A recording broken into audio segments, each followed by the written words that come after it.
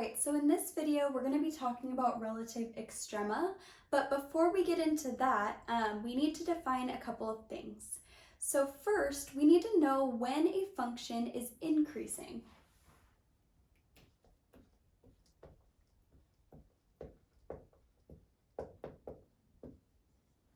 So let's draw this as I explain.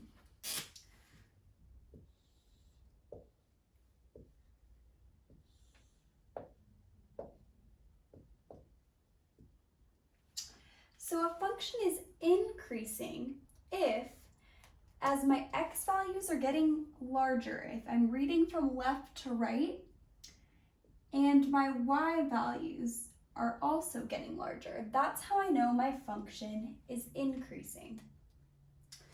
Now I know my function is decreasing when, as my x values are getting larger, my y values are getting smaller. So you basically just read a graph from left to right. You can see how it's increasing because as I'm moving this way, my y values are getting larger, but now as I'm moving this way, my y values are getting smaller. So that's how you can tell the difference between increasing or decreasing functions. Now, what you might notice is I made this little peak right here. We have a special name for that. This right here is called a relative maximum. So a relative maximum is a point that is larger than any other nearby points. You usually look at like a subinterval of a graph. Relative maximums are created typically when we go from increasing to decreasing. You can see how that peak is formed. Now, if we go from decreasing, which I'm going to draw, to increasing, okay, that's where we have a relative min.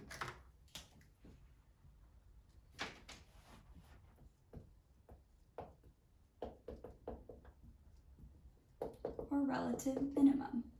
Okay, so pretty straightforward. A relative max is just a point that's larger than any nearby points, and a relative min is a point that is smaller than any other nearby points. Okay, so the next thing I want to review a little bit before we move on to an example is finding the domain and range of a function. So the domain is all possible x values. So domain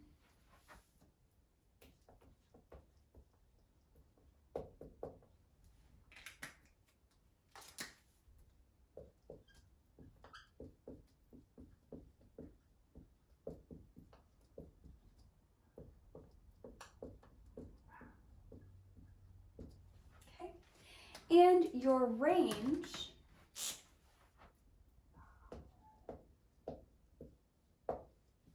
is all possible y values.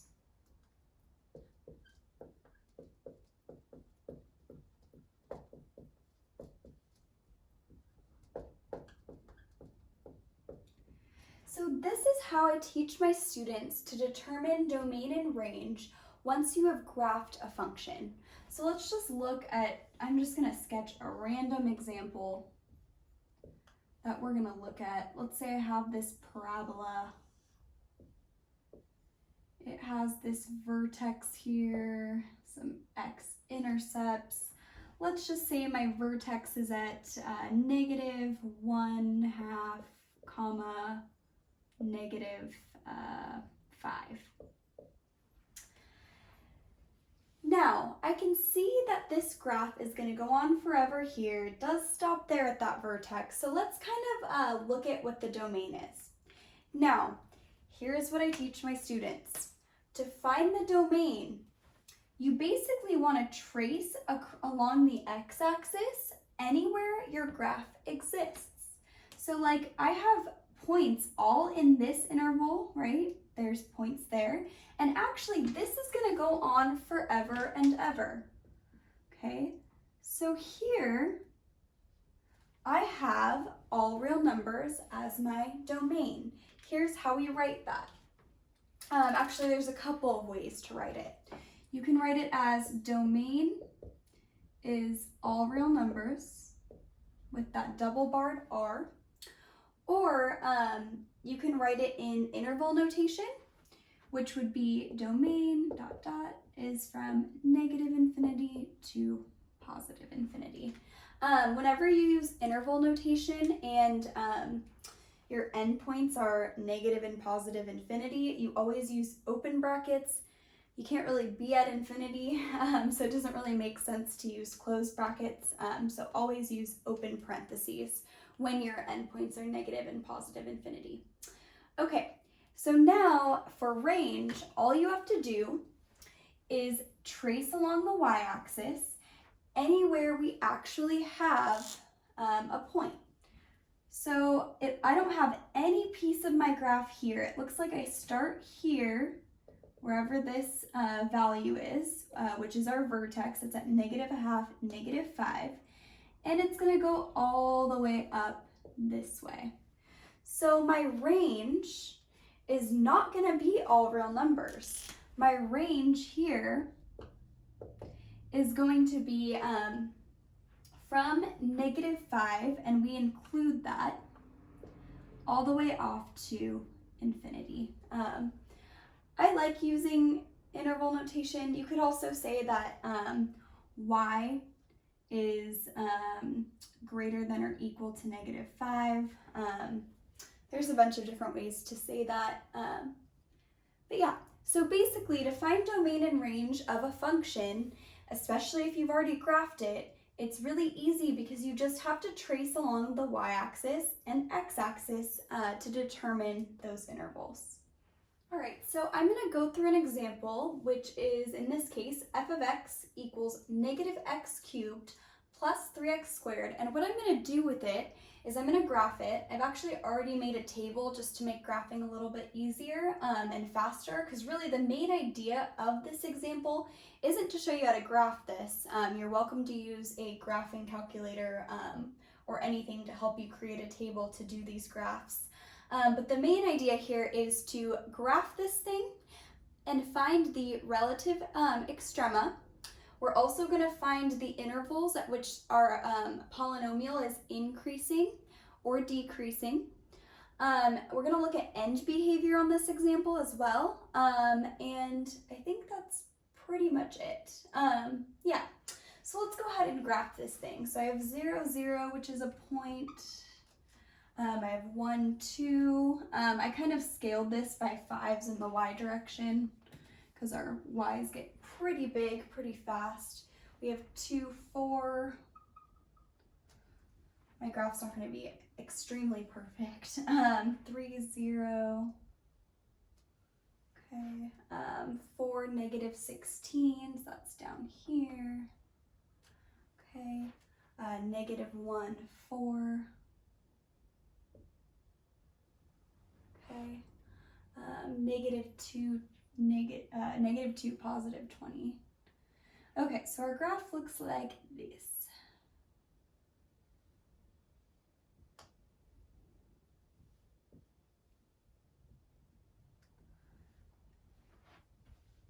Okay, now using this, we're going to come up with, let's first come up with the intervals at which we are increasing and decreasing.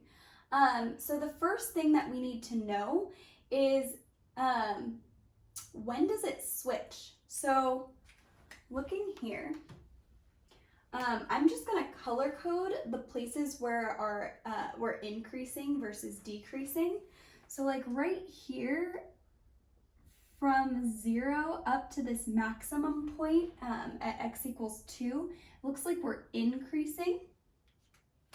Okay. And then if I look here, looks like we are decreasing because as my x values are getting bigger, my y is getting smaller. And then same issue here. or decreasing? Okay. Now we have a couple of relative extrema kind of already showing themselves, but first we're going to go over those intervals at which we're increasing versus decreasing. So first let's do that increasing interval.